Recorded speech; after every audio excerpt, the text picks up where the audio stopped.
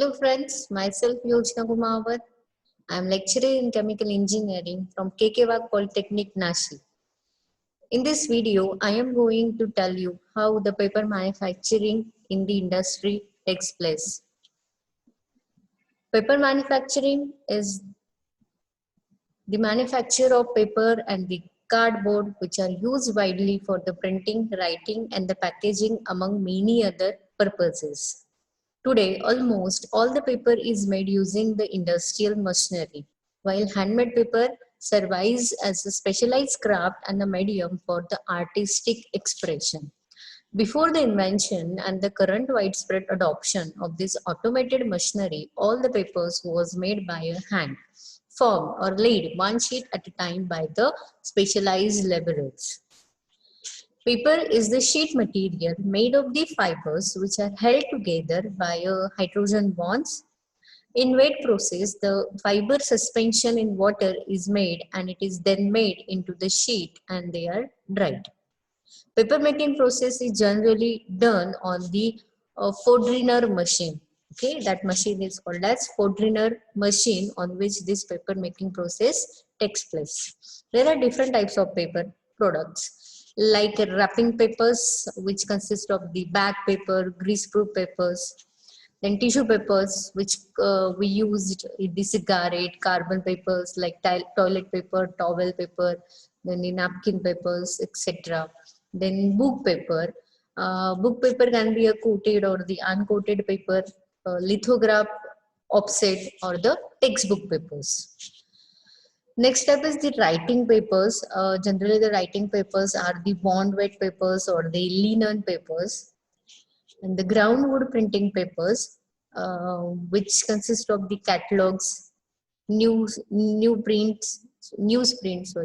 tablets, posters, wallpapers, etc., and the paperboard paper, which are heavier, less flexible, laminated paper stocks. Okay, means our day-to-day life we use these different types of papers for different purposes. The raw material for the paper manufacturing are fibrous raw materials and the non-fibrous raw material. Generally, the fibrous raw materials are paper pulp, and the paper pulp we get from the ground wood or the bleached and unbleached sulfides and the sulfates, or we get it from the as a semi-chemical pulp.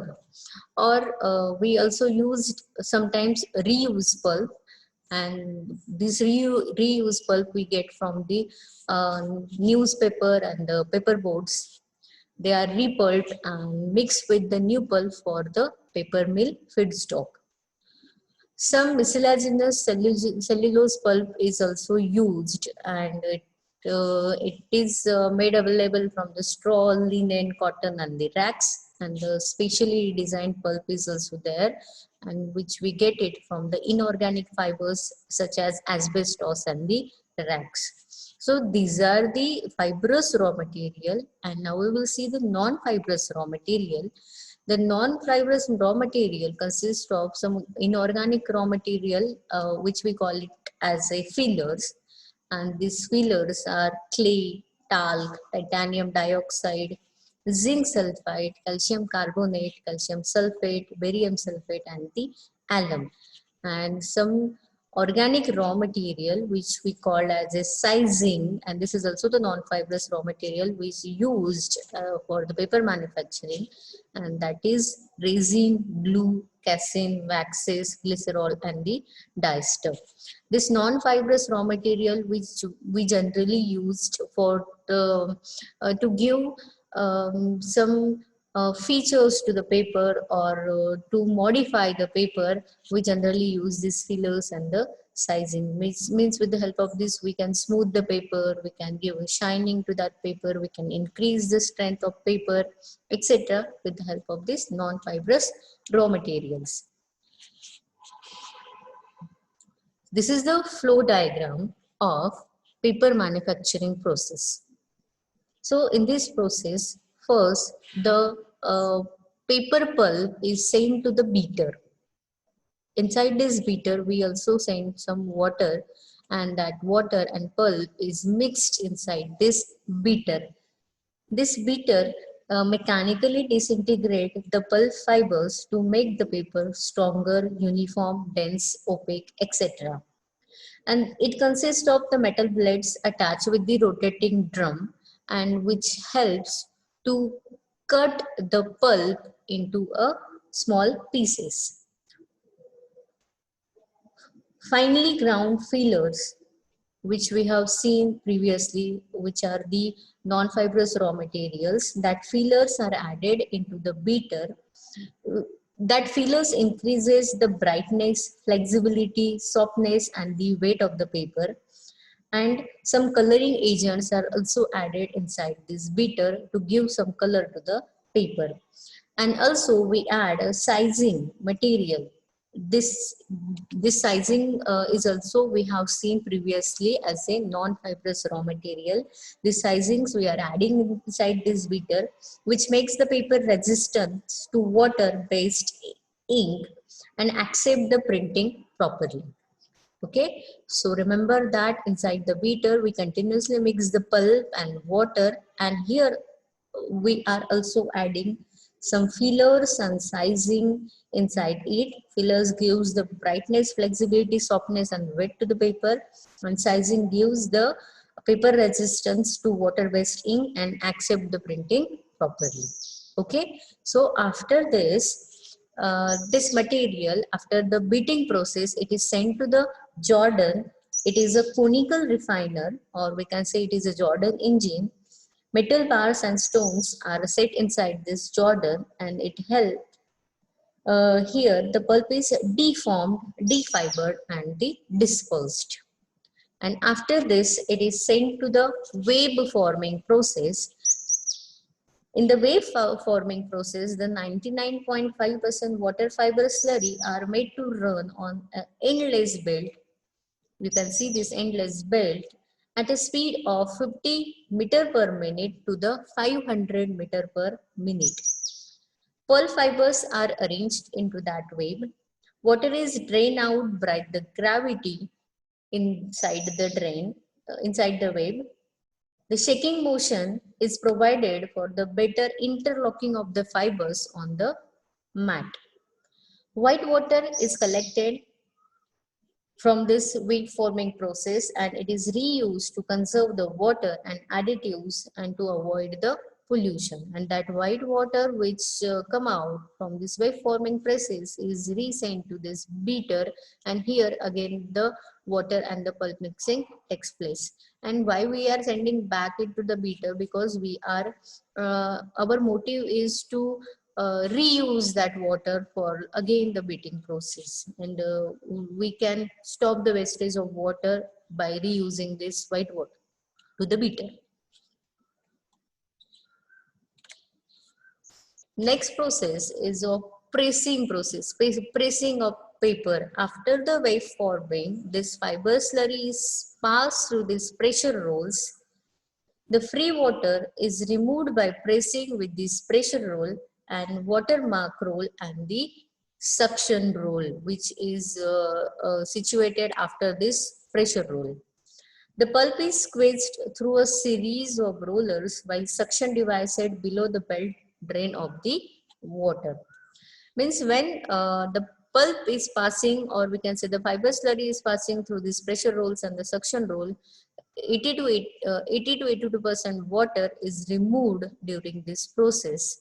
That water we can also say that just like a filter, this water is separated from that pulp.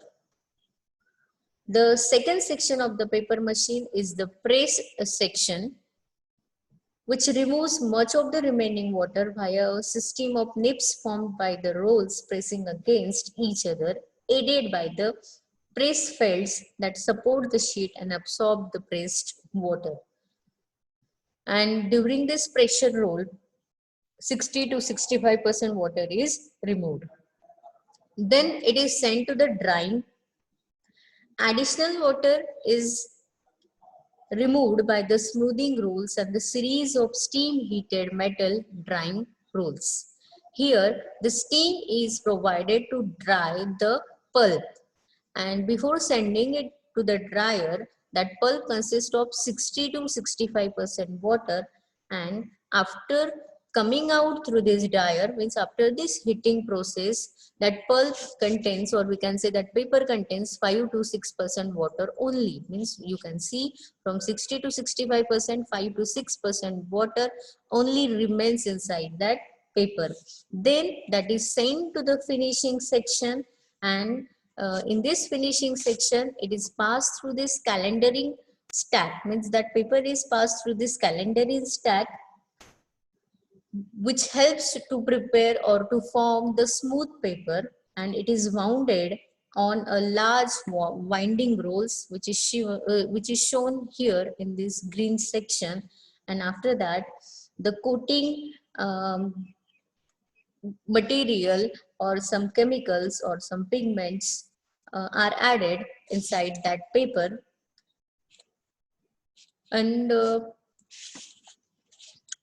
finally we get the finished paper. So in this way the paper manufacturing process takes place. So from all this process, just remember that pulp is sent to the beater, where it is crushed, or it is broken into some fibers, and here filling material and the sizing materials is provided, and after that it is sent to the Jordan, where the pulp deformation, defibration or the dispersion of the pulp takes place. Then it is sent to the wave forming process, and in this wave forming process a large amount of water is removed from that paper, and um in this process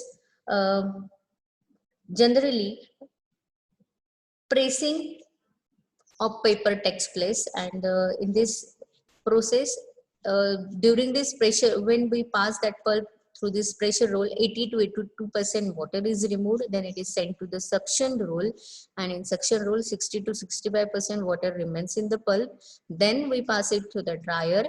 Dryer are heated with the steam heated drying rolls, and after that we get 5 to 6% water inside that paper. Means that water contains only a small amount of water. Means our paper is ready over here, and then we send it to the calendering stack for the smoothing, and then we wound it on the winding rolls, and we get finished paper in this process. So thank you everyone for listening my video. I will meet you soon with my next video. Thank you so much.